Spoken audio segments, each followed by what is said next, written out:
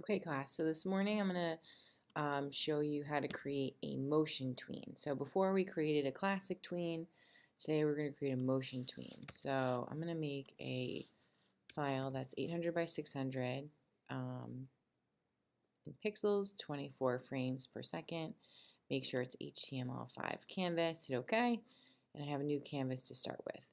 So we're going to just work with the shape. So I'm gonna show you the difference between the classic tween and the motion tween.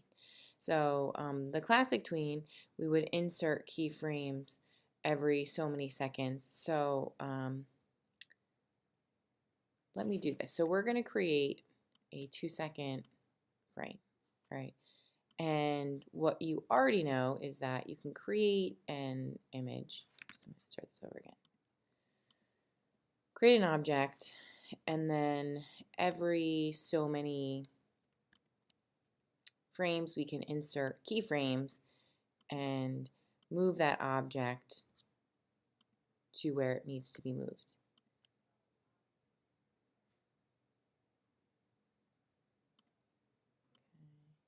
Right. And if I were to play that entire frame or animation, it's going to be like a little choppy. So I had mentioned to you by highlighting the entire frame and right-clicking and creating a classic tween and hit OK, it will create a classic tween across the entire animation. So you can see that arrow that shows up between each of those frames. So it's just going to create a more smoother animation. The other type of animation is called, or tween, is called a motion tween. So I'm going to add a new layer, and I'm going to make this, I'm going to insert a frame, okay, which it already has, and I'm going to show you how to create a motion tween. So at frame 1, I'm going to add my shape again, okay, and then I'm going to highlight the entire frame, okay, for my layer 2, which is this second square. Then I'm going to right click, and I'm going to press create motion tween. So it's going to ask you to convert it to a symbol. So I'm just going to hit OK, so it becomes a shape, an object, I should say.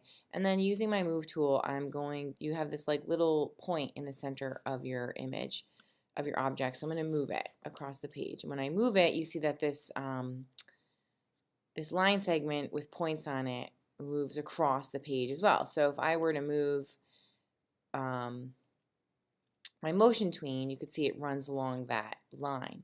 So the really cool thing about the motion tween is many things. All right, you can actually use your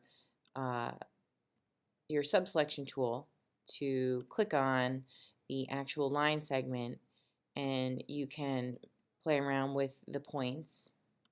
Okay. If you click and let go, let's see, it should create,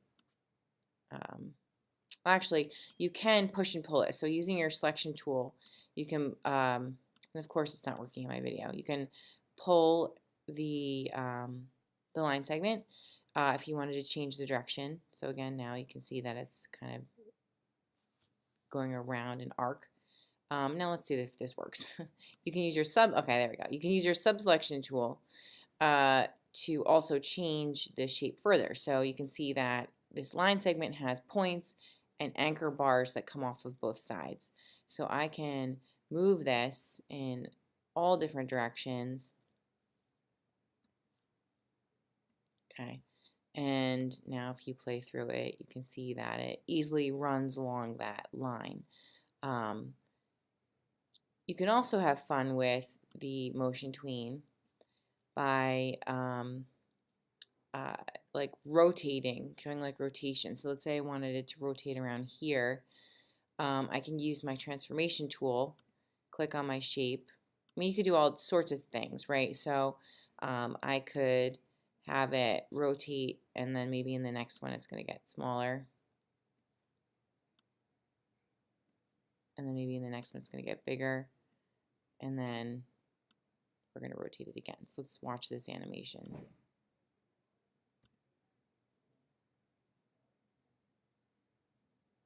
All right, so that is the difference between the classic tween and the motion tween.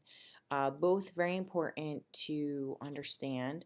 You would use them for different reasons, which I will get into later on when we start dealing with more complex animation.